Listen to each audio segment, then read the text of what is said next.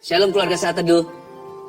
Sadari nggak kalau setiap topik atau tema per episode Saat Teduh Rabu dan Sabtu itu sendiri adalah sebuah pesan dari Tuhan. Saya merasa sepertinya ada di antara Anda yang sedang hari-hari ini terpancing emosi atau lagi suka marah.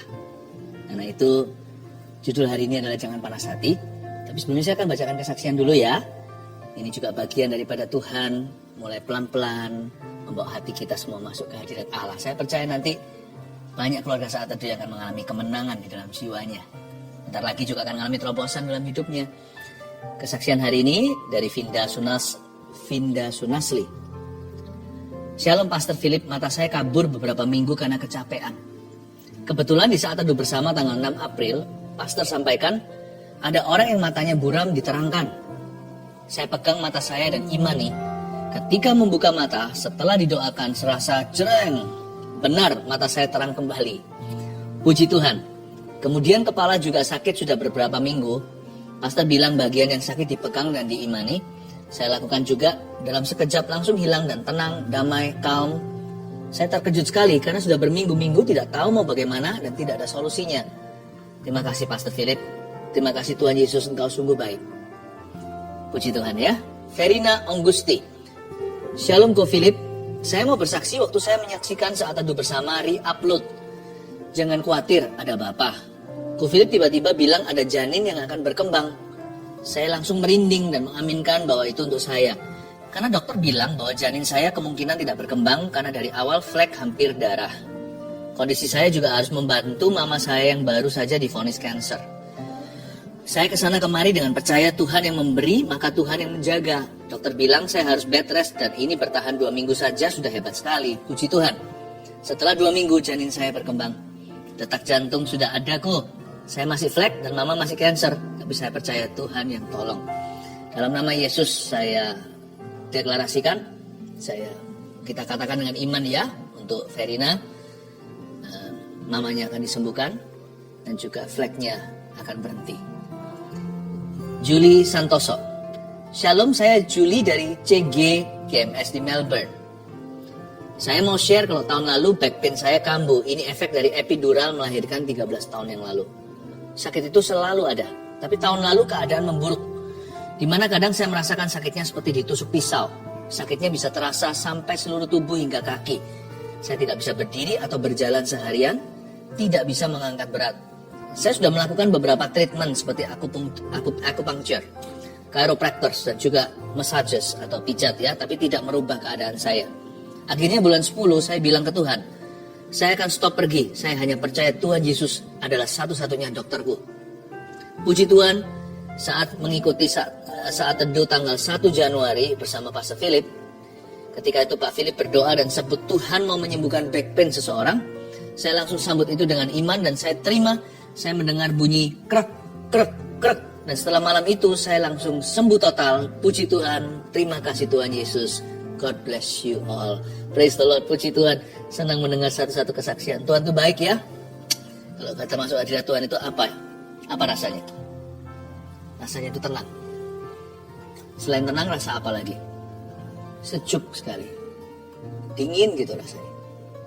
Surga itu menyejukkan hati. Mari kita masuk ke hadirat Allah yang stres, yang kepikiran. Setiap kita yang berbeban berat, datanglah kepada Tuhan. Tuhan sudah menunggumu. Mari masuk ke hadiratnya bersama-sama. Come on guys.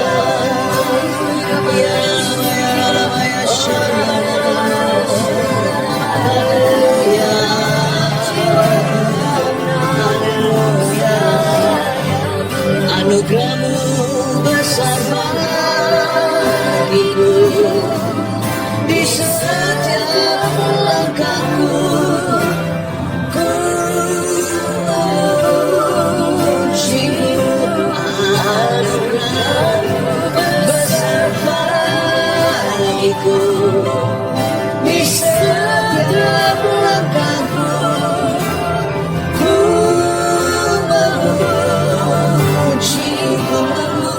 memujimu Yesus, ku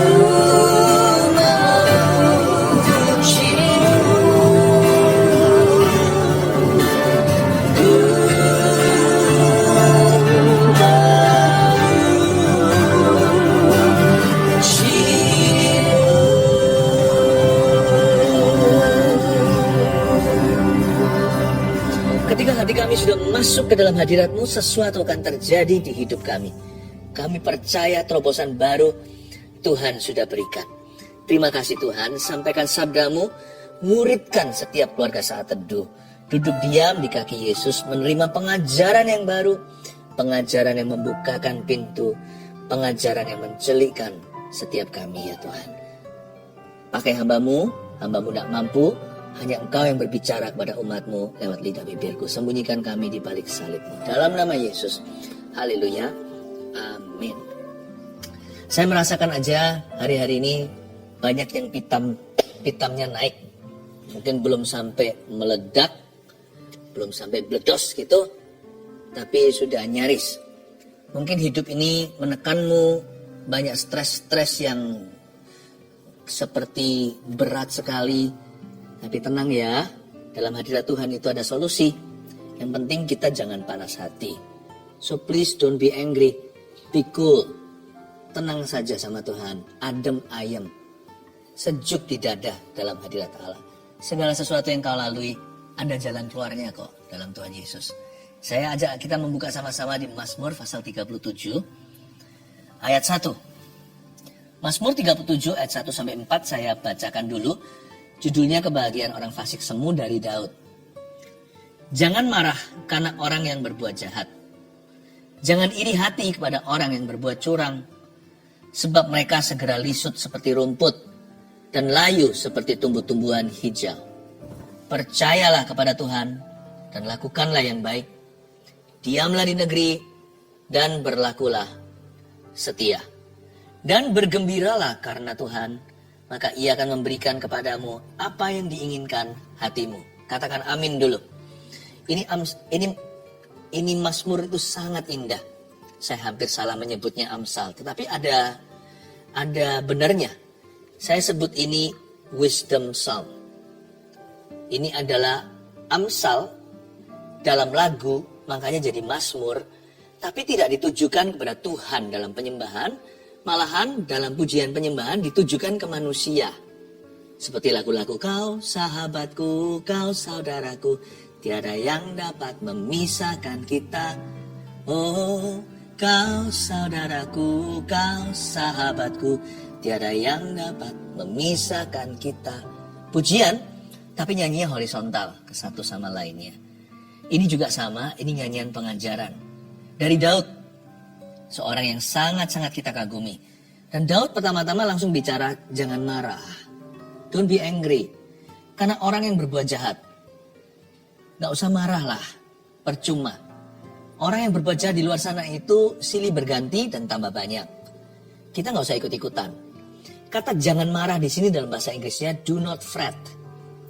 F-R-E-T. Fret itu artinya don't get heated. Atau jangan panas hati. Ini bukan hanya sekedar marah ya. Ini panas dulu, udah digodok di sini, udah mendidih. Kalau kita melihat suhu tubuh kita mulai naik, hati-hati, mungkin kita infeksi.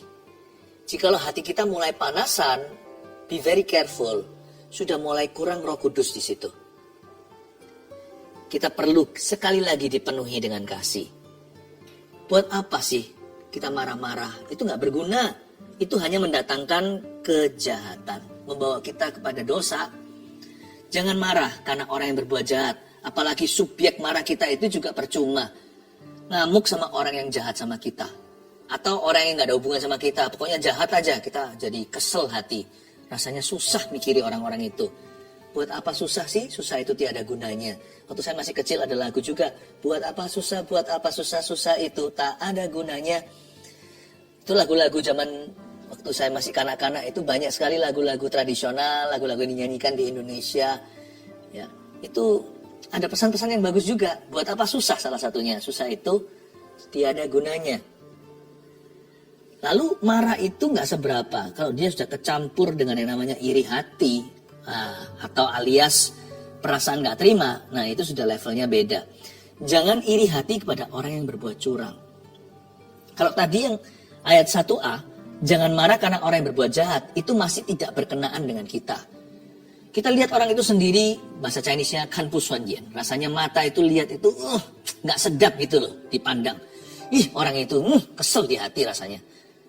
Tapi kalau yang A1B itu levelnya udah personal atau pribadi. Jangan iri hati kepada orang yang berbuat curang. Jangan merasa nggak terima. Ini bukan hanya orang jahat, tapi orang yang jahatin kita. Kalau tadi hanyalah nggak sedap di mata, kalau ini sudah nggak enak di hati. Itu orang loh jahat sama aku. Kok enak hidupnya ya? Orang itu loh merugikan saya. Kok hidupnya happy ya? Kok nggak ada masalah? Jangan iri hati. Jangan merasa gini loh. Kok Tuhan nggak hukum dia ya? Kok enak dia dapat berkat? Orang kayak gitu kok diberkati. Orang kayak saya gini loh berbuat jujur, bantu orang lain, kok selalu apes melulu. Jangan iri hati. Karena iri hati itu victim mentality. Iri hati atau victim mentality atau perasaan menjadi korban, mentalitas korban itu maksudnya. Itu seperti cat warna hitam. Tahu nggak? Saya juga seorang pelukis atau seniman. Jadi kalau saya punya cat warna kuning, akrilik atau warna merah, warna apapun juga, kalau saya campur dengan hitam, kebanyakan pasti jadi hitam semua. Hitam itu melenyapkan, membuat sirna semua warna. Kalau saya kasih hitam sedikit aja berubah warnanya. Apalagi warna lemah seperti kuning, putih. Ya, itu kasih sedikit gitu aja udah habis, nggak ada kuningnya, nggak ada putihnya. Ya, putihnya kalau banyak kan jadi abu-abu kan. Kalau merahnya kasih tetes sedikit aja hitam gitu, mungkin jadi apa? Mungkin jadi merah-merah yang tua sekali.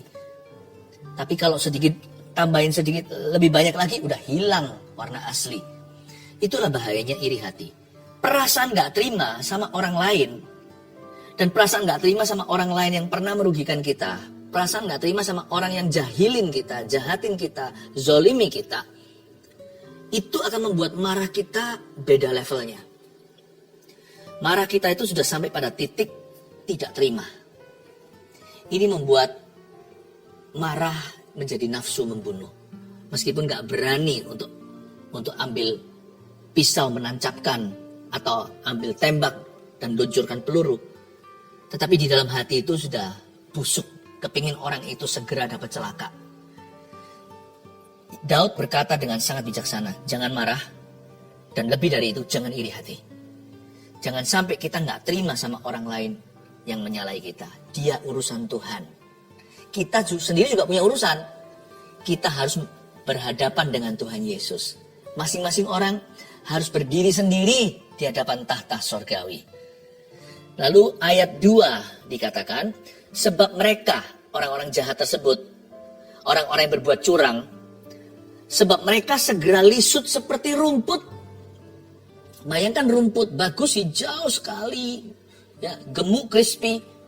Lalu keesokan hari kena terik matahari, dia sudah mulai coklat-coklat, udah mulai bolong-bolong, udah dimakan ulat, lalu dia mulai menunduk dan gugur ke tanah. Bayangin seperti itu. Orang-orang jahat itu gak tahan lama. Paling lama hanyalah masa hidup mereka. Sebab mereka segera lisut seperti rumput. Kalau dipikir-pikir lagi ya, horor loh. Horor. Kalau kita bawa orang-orang jahat itu di dalam teleskop yang namanya waktu, apalagi eternity atau kekekalan, itu horor loh hidup mereka. Dan layu mereka seperti tumbuh-tumbuhan hijau. Setiap orang seenak apapun hidupnya, jikalau orang jahat kelihatannya nggak punya masalah, akan datang satu hari dalam hidupnya, dia akan makan untuk terakhir kali atau his last meal. Is the meal, makanan terakhirnya itu adalah seperti orang yang makan sebelum digantung. Seperti seorang narapidana yang dapat hukuman mati. Ini adalah makanan terakhir. Enak kan? Rasanya itu seperti wow, pesta. Orang biasanya, saya dengar rumornya, kalau besok dia atau nanti dia dihukum mati, digantung, mungkin di kursi listrik atau ditembak oleh pasukan biasanya beberapa orang langsung menembak satu orang begitu. Nah, lalu orang itu diberi makan terserah dia mau apa. His last meal kan. Dia mau makan yang enak-enak pasti diberikan. Karena ini adalah makanan terakhirnya. Tahu nggak? Kita bisa iri sama orang kok makan enak, hidup enak. Setiap kali dia naik ranjang, itu mungkin his last sleep. Itu tidur terakhir. Setiap kali dia makan, mungkin dia bisa beli semua makanan mahal. It is his last meal. Karena kita nggak tahu, setelah itu kita masih bisa makan nggak? Setelah itu mereka masih bisa bangun nggak? Selalu orang yang jahat itu makan sebelum neraka di depan. Yang memisahkan antara dia dan kekekalan hanyalah satu utas tali nafas. Udah itu aja. Yang nggak bisa disambung sama oksigen. Yang nggak bisa terus-menerus ditahan sama mesin jikalau dia di ICU. Satu utas tali nafasnya itulah jaraknya dengan hukuman kekal. Makanya itu sebenarnya kalau kita lihat dari kacamata itu atau sudut pandang demikian, kita jadi was-was untuk mereka. Tadinya kita kesel sama orang itu, jadi kita iba. Jangan sampai orang itu binasa. Kita mesti berdoa untuk orang-orang jahat. Jangan kutuki mereka, karena mereka sudah mengutuki diri sendiri. Pahami itu. Mereka segera lisut seperti rumput. Mereka itu layu seperti tumbuh-tumbuhan hijau. Makanan enak mereka adalah hidangan sebelum neraka. Tidur nyenyak mereka di ranjang mahal adalah pejamkan mata tanpa garansi bisa buka pagi hari. Kalau dia masih bisa buka lagi, kita harus doakan supaya hari itu dia bertobat. Karena itu jadi anak Tuhan, jangan mudah panas hati. Karena Anda berada di sisi kekekalan yang baik. Anda ada di sisi pengampunan, penebusan, upahmu besar di sorga. Kita mau dijahatin gimana pun sama orang tetap lebih lucky atau lebih blessed dan lebih beruntung daripada mereka. Karena kita tahu ujungnya adalah sorga. Kenapa kita mau turun ke level orang-orang itu? Kenapa kita ikut kepahitan? Kenapa kita ikut membenci mereka yang membenci kita? Kenapa kita membalas mata, ganti mata? Kita nggak berada di level yang sama. Kita ini sedang mandi dalam pengampunan. Kita ini sedang kita itu sedang kuyup dengan kasih. Harusnya kita bisa spare some for them. Kita bisa sisihkan sebagian untuk mereka. Ampunilah sebagaimana Bapamu telah mengampunimu. Ingat doa Bapa kami. Kita ini berlebihan. Sekalipun mungkin secara harta duniawi kita nggak seberapa. Hidup juga masih ada masalah. Tetapi bagaimanapun juga roh kita itu kaya. Ya. Sebab mereka semua segera lisut kok seperti rumput. Horor ini. Dan layu seperti tumbuh-tumbuhan hijau. Saya ngeri. Kalau Anda bisa berpikir begitu, kemungkinan Anda tidak akan pernah seumur hidup lagi terjebak dalam area benci. Karena Anda merasa you are the luckiest person. Anda adalah orang yang beruntung di dunia ini. Dikasih demikian rupa oleh Tuhan Yesus. Percayalah kepada Tuhan ayat 3 dan lakukanlah yang baik. Diamlah dan di negeri dan berlakulah setia. Ini berbicara tentang apa? Bicara tentang peran kita. Kalau kita itu hati kita lagi digoda untuk panas, kita sedang dicobai untuk benci, dan kalau kita itu seperti ditekan terus oleh dunia di sekeliling kita, dan mudah sekali dalam konteks seperti itu hati itu mengeluh. Tapi di sini ada sebuah saran dari Daud yang sudah mengalami up and down kehidupan. Dia berkata, percaya saja pada Tuhan. That's the easiest way. Percaya aja sama Tuhan. Udah, nggak usah lihat kiri kanan, pasang tapal kuda. Terlalu banyak melihat juga nggak bagus sih. Lihat aja seperlunya. Iman kita sih nggak buta. Tapi orang beriman juga harus hati-hati mau lihat apa. Ya, karena hidup itu terlalu pendek. Jangan segala sesuatu dipertimbangkan. Nggak usah semua dipikirkan. Nggak selesai-selesai. Karena kita bukan Tuhan. Di hidup kita yang pendek sekalipun kita panjang umur. Misalnya kita bisa sampai 80-90 pun. Apa artinya dengan kekekalan? Itu pun kita nggak bisa melakukan segala sesuatu loh di hidup ini. Nggak bisa mencintai semua orang. Nggak bisa syukuri segala perkara. Makanya itu belajar to enjoy. Belajar untuk pakai yang namanya kuk Tuhan itu ringan dan enak. Enak loh percaya sama Tuhan itu. Belajar percaya dan percayakan aja sama Tuhan. Lalu kita cukup lakukan bagian kita. Lakukanlah yang baik di mata Tuhan. Lakukanlah yang benar. Udah. Nggak usah terlalu hiraukan, belajar cuek-cuek dikit gitu loh. Terserah orang mau ngomong apa. Asal aku melakukan apa yang baik, asal buah-buahku benar, asal aku melakukan apa yang benar di mata Allah. Belajar nggak usah hiraukan semua, segala sesuatu. Hidup ini kan cuma berlalu seperti rumput yang sebentar hijau, besok layu. Apa sih? Kehidupan itu seperti uap di udara, seperti asap sebentar lagi menguap. Kenapa kita pikir terlalu berlebihan? Karena kalau kita sadar bahwa musuh kita itu, lawan kita bukanlah darah dan daging, tapi roh roja di udara. Manusia bahkan bukan tandingan. Orang mau apa sama kita? Itu hanya debu dan tanah kena hembusnya Tuhan. Dia hembusin nafas, langsung dia jadi orang yang bisa berpikir, punya DNA, ya, bisa punya akal budi. Tapi sebenarnya loh, semua kita ini asalnya dan akhirnya adalah debu tanah. Debu kok dipikirin?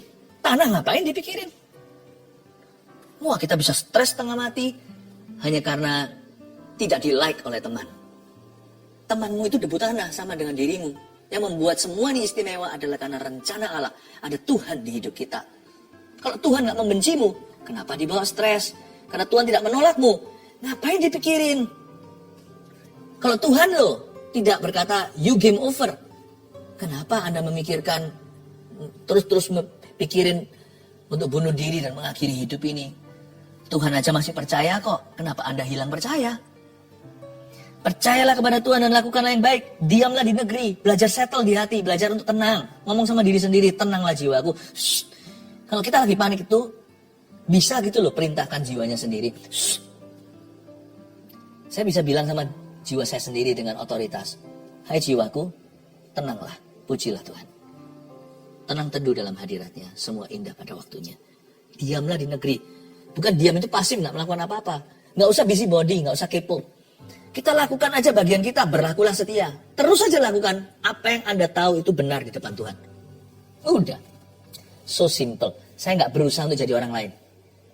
Itu adalah kebodohan yang paling bodoh di hidup ini adalah you try to be somebody else. This is me. Dengan semua kelebihan saya, kekurangan saya. Inilah saya dan Tuhan sanggup pakai saya kok apa adanya. Apapun dalam hidupku termasuk sekarang kita saat teduh begini segalanya itu. Apakah karena kita itu hebat? Enggak. Karena kita belajar setia dan Tuhan reward kita. Orang-orang dijamah sesuai dengan harapan melebihi bahkan dugaan. Just be faithful aja. Profesimu apa? Setia. Anda siapa? Suami, istri, atau anak di rumah, atau orang tua, papa mama, setia aja. Just be faithful. Your reward comes from heaven. Upamu datang dari sorga.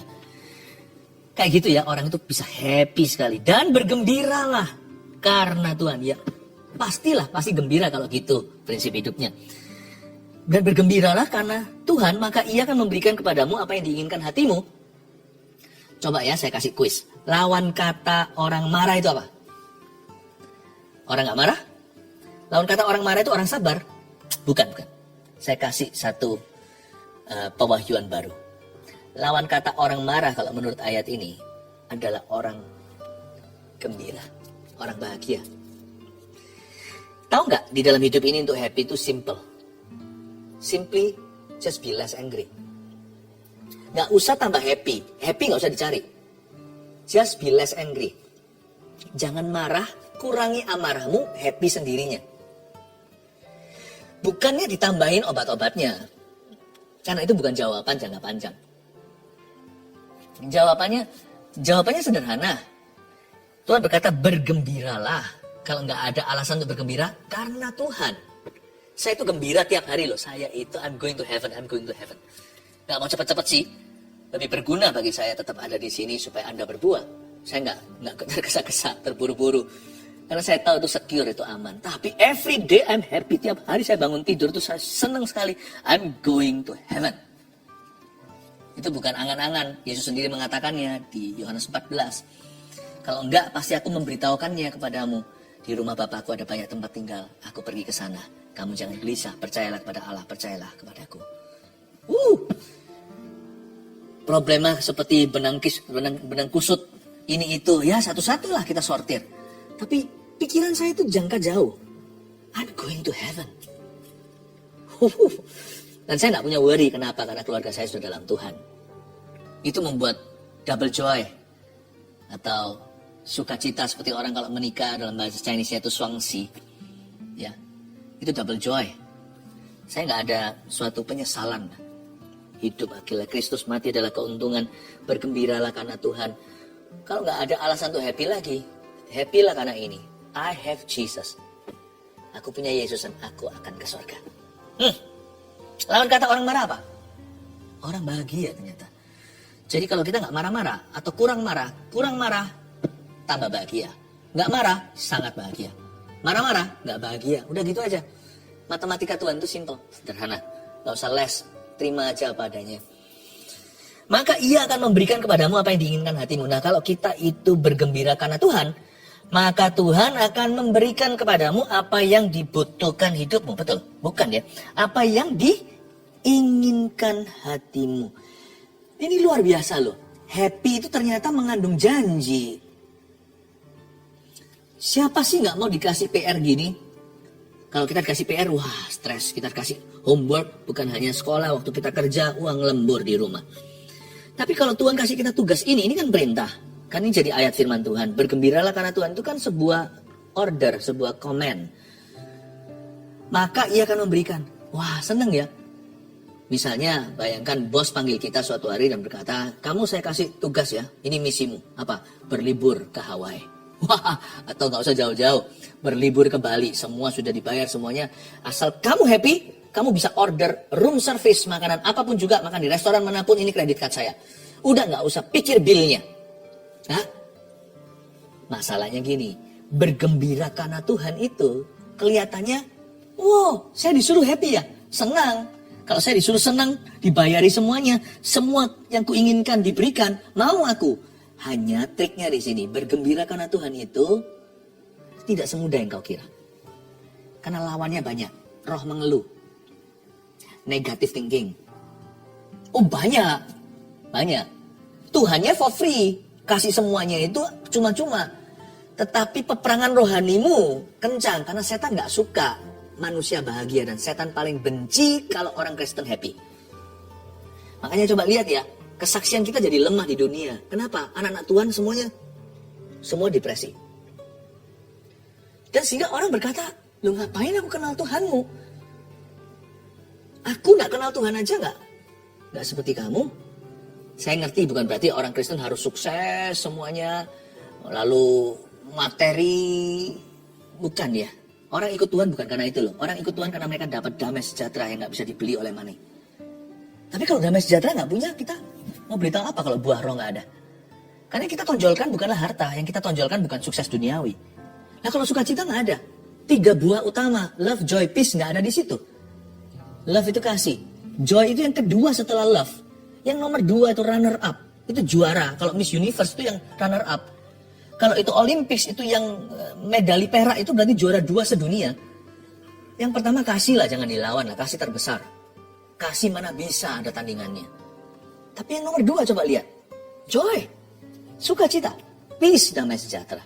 Orang yang gembira itu damainya lebih banyak. Otomatis kalau kita itu bergembira karena Tuhan, damai nyusul. Coba lihat ya, orang ngeluh terus mana bisa damai? Gak bisa. Dan happy itu mengandung janji loh. Maka segala keinginan, apa yang diinginkan hatimu, bukan segala, apa yang diinginkan hatimu yang sesuai firman akan diberikan padamu, bukan kebutuhan, keinginan. Saya kasih 3 tips sederhana ya, seperti biasanya. Jangan panas hati, gak berhenti sampai jangan panas, tapi saya akan berikan pada Anda anak tangganya. Nomor 1, belajar bersyukur dan cuek yang seperlunya. Perbanyak syukur, udah. Apa-apa syukur, ya sudah, aku tetap bersyukur karena cari-cari gitu. Kayak orang cari-cari masalah, cari-cari kesalahan orang lain. Tapi ini cari-cari kebenaran. Bukan pembenaran diri, maksudnya cari-cari kebenaran di dalam segala perkara, segala keadaan itu cari kebenaran Allah di dalamnya. Belajar bersyukur, cuek yang seperlunya. Saya punya satu confession, ada satu pengakuan. Bukan pengakuan dosa, menurut saya ini pengakuan mulia. Saya itu orangnya kayaknya diizinkan Tuhan dalam hal-hal tertentu itu sangat pelupa. Ada banyak hal yang terjadi di hidup saya itu yang enggak perlu saya ingat, misalnya kesalahan orang lain, Saya nggak sok suci ya. Tapi satu dua saya ingat dan saya masih bergumul untuk betul-betul menguburkan. Dan itu adalah salib pribadi. Tapi sebagian besar itu nggak ingat, maksudnya gini, saya itu pelupa. Saya kalau jalan di public place, di mall misalnya, ketemu sama orang itu dia senyum, saya senyum kan, saya sapa. Iya. Nantinya saya baru diberitahu sama seseorang atau diberitahu atau saya ingat sendiri.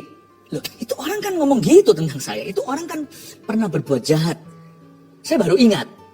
Tapi saya sapa, setengah jam kemudian saya baru ingat. Oh iya. Tapi nggak apa-apa. Jadikan aku tetap lugu. Saya rasa itu Tuhan sengaja. Ada auto delete-nya. Tapi kalau kita hutang sama orang, jangan pura-pura lupa. Kembalikan tuh, ya. Kalau kita yang miutangi nggak apa-apa lah, lupa. Nanti kan Tuhan berkati. Jasa orang lain diingat ya. Sekecil apapun, apalagi waktu engkau susah. Jangan pernah lupa loh. Sekalipun suatu hari Anda jaya, itu nggak seberapa bantuannya. Tapi waktu itu kan Anda sangat membutuhkannya. Kalau ada orang pernah bantu Anda.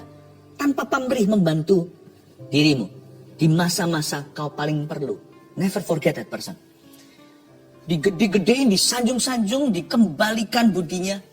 Entah gimana caranya, kalau sekarang Anda mampu bisa itu, Anda berbuat sebaik-baiknya, kasih kebajikan kemurahan ke orang itu terus-menerus. Sampai dianya kemerah-merahan pipinya, udahlah gitu kok diingat-ingat.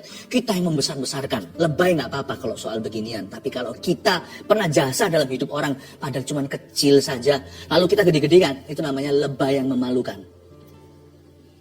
Diingat-ingat dulu jasanya. Iya, ini orang dulu, aku yang sekolahkan. Orang sama-sama udah sampai punya cucu, udah tua, masih ingat-ingat terus. Oh, ini orang aku yang sekolahkan. Udahlah, kalau tangan kiri Anda memberi, jangan ketahuan tangan kanan, dan sebaliknya juga sama. Tangan kanan kiri jangan kompak. Kalau satu memberi, satunya itu nggak tahu. Auto delete, saudara. Belajar cuek lah yang seperlunya. Hidup ini terlalu singkat untuk bawa semua beban. Kalau kita pesawatnya jangka panjang, misalnya kita itu pesawat 20 jam, interkontinental atau antar benua, nggak apa-apa, biasanya kiloannya pun meningkat yang diizinkan oleh airline. Ya, misalnya bisa membawa berapa puluh kilo. Ya, di kelas ini bisa nambah lagi berapa kilo. Tapi kalau terbangnya hanya 40 menit, masa mau bawa 1 kuintal? Kita itu hidup ya, dari sisi sorga kalau mau dihitung, hanya berapa jam? Seumur hidup kita kalau panjang umur 8-90 pun hanya berapa jam? Mau bawa berapa kuintal, semua, apalagi tontonan, beberapa orang sampai ton itu bawaannya secara rohani. Semua dipikiri. Cuek lah. Belajar agak-agak cuek gitu loh dalam beberapa hal, beberapa perkara. Tapi jangan cuek sama kebutuhan orang. Amin. Belajar, bersyukur, dan cuek yang seperlunya. 2. Percaya dan percayakan kepada Tuhan. Bedanya percaya sama percayakan apa? Kalau kita percaya sama Tuhan, ya percayakan. Kalau kita sudah percayakan, ya belajar percaya. Tuhan, aku punya masalah. Atau begini, aku ada suatu pergumulan. Aku percaya sama Tuhan. Kalau Anda percaya sama Tuhan, belajar berkata, aku berserah. Serahkan. Aku berserah pada Yesus, Juru Selamat. Aku berserah. Mainan saya rusak, saya kasih ke papa. Karena saya percaya papa saya. Kan dia ayah saya, mengasihi saya. Udah gak diragukan lagi. Kalau mainannya rusak, percayakan ke papa untuk perbaiki. Jangan ditarik kembali dikit-dikit. Sudah belum. Kayak orang masak nasi, dibuka terus kapan matangnya. Matang pun nanti salah. Nanti gak enak. Jangan sama Tuhan itu tarik ulur begini. Kalau Anda sudah percaya sama Tuhan, sekalian percayakan persoalan dan pergumulan. Tugas kita hanyalah lakukan apa yang baik dan berlakulah setia. Sisanya ke Tuhan, jangan dibawa di hati. Jangan dibawa ke pikiran. Serahkan. Itu bedanya percayakan. Nah, orang kalau sudah percayakan, ya sudah belajar percaya. Semua indah pada waktunya. Loh mana? Mana mujizatnya? Kok belum datang? Kok belum Kapan ya aku keluar dari masalah ini? Kapan ya ini selesai ya? Kapan episode terakhirnya ya? Problemaku dan sebagainya. Kita belajar tenang gitu. Kalau kita sudah percayakan, ya percayakan. Sekalipun kalau setelah Tuhan percayakan mainan itu lalu ditaruh di atas sebuah meja seperti ini. Nah, jangan Anda tergoda untuk ngintip. sudah seberapa Tuhan perbaiki. Kalau Tuhan melakukan mujizatnya itu nggak ada tanda-tanda, tetap mainan Anda tidak berubah wujudnya, serusak seperti tadi. Tapi kalau Papa janji akan perbaiki, sekalipun ditaruh di sana, berarti Papa tahu apa yang dia lakukan. Pokoknya tahunya nanti kembalinya udah beres deh gitu di tanganmu. Jangan pikirkan prosesnya, itu urusan Tuhan. Berlakulah setia. Lakukan aja apa yang baik dan benar. Jangan tergoda untuk lihat, tuh kenapa kok masih terus ditaruh di rak itu ya. Rak buku kok nggak diapa-apain. Jangan kita itu menasihati Tuhan. Karena kita tahu Tuhan kita itu nggak pelupa. Manusia bisa lupa, seorang ayah pun bisa pikun. Tetapi Tuhan Yesus tidak pernah melupakan janjinya, katakan amin. Percaya dan percayakan kepada Tuhan. 3. Setia saja dan fokus lakukan tugas kita. Gampang kan? Gitu aja. Kok susah? Kita nggak usah bawa susah. Makanya ada kata di situ tadi, berdiam dirilah di hadapan Tuhan. Atau diamlah di negeri, berlakulah setia. Kata diamlah di situ tuh berarti fokus. Settle hatinya. Udah tugas kita ya tugas kita. Setia saja. Dan fokus lakukan tugas kita. 1, 2, 3. Apa aja? Jangan panas hati. Belajar bersyukur dan cuek yang seperlunya. 2. Percaya dan percayakan kepada Tuhan. 3. Setia saja dan fokus lakukan tugas kita. Nanti kan selesai sendiri. Haleluya. Vincentius. Roh Kudus berkata, Vincentius, Anda anak muda yang lari dari rumah. Baru berapa hari ini. Karena memang rumah tangga papa mama agak berantakan. Pulang. Orang tua khawatir. Anda tidak memperbaiki situasi dengan begini, Anda memperburuknya. Go back. Anda mendengarkan saya, pulang. Telepon segera. Beritahu Anda berada di mana. Kembali. Dan di sana nanti Tuhan akan mulai jalan pemulihan the whole family. Vincentius. Saya tidak tahu apakah itu nama Anda aslinya atau Anda dapat nama itu dulu waktu di dalam gereja. Pokoknya nama Anda itu. Go back. Roh Kudus suruh Anda pulang. Di dalam nama Yesus Kristus. Oh haleluya. Satu orang yang paru-parunya flat. Dan juga ada airnya. Aku thanking soal di sini di dalam nama Yesus Kristus. Anda akan terima mujizat sekarang dan Anda akan lepas dari semua obat-obatan. Tuhan Yesus memberi kasih karunia. Tuhan memberikan the grace, so-called healing, kesembuhan ilahi. In the name of Jesus. Terima kasih Tuhan. Mari kita berbahasa lidah yang bisa. Oramakaya suanaya. Inaraya raya sianarara. Ya ramata kamaya ralamaya shanarara. Inaralamaya shanarara ralapaya paya. Inaralamaya maya marabata kapaya paya paralamaya shanarara. Orang maya. Saya bisa merasakan ada sesuatu yang I feel it in my spirit. Ada satu orang yang daerah paha belakang sininya itu ada uratnya yang terputus. Saat ini Anda menerima mujizat, bukan hanya kesembuhan, tapi penciptaan urat baru di situ di dalam nama Yesus. Preskripsi selama 3 minggu nggak perlu diperpanjang lagi. Tetap habiskan. Karena obat yang Anda minum 2 set kata Tuhan. 1 set adalah memang obat sakit tubuhnya. 1 set lagi adalah obat dari psikiatris. Dan Tuhan berkata kedua-duanya akan Tuhan sembuhkan dan Tuhan sedang sembuhkan saat ini. 3 minggu preskripsi itu harus diperbaharui. You don't need to continue. Tuhan akan nanti memakai dokter yang ada untuk berkata Anda sudah tidak perlu ini. Di dalam nama Yesus aku perintahkan semua kecanduan dan semua ketergantungan termasuk kondisi badan maupun kondisi iman, hati, emosi orang ini untuk sembuh. At this moment be healed in Jesus name. Oh haleluya. Oh ramakaya suanana yasu.